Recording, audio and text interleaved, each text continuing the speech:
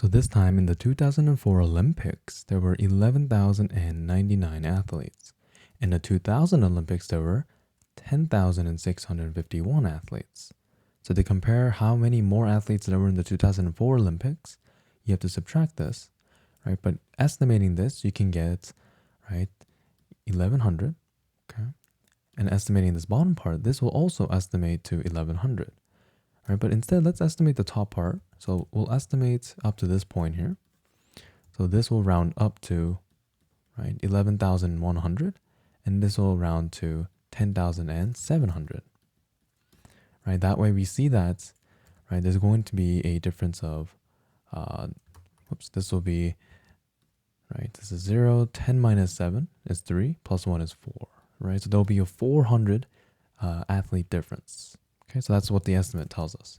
But when you actually subtract this, 9 minus 1 is 8, 9 minus 5 is 4. You cannot subtract 0 and 6, so you need help from this 1. Okay, then 10 minus 6 is 4, right? And then you end up getting 448 athletes, right? Which is very close to our estimate.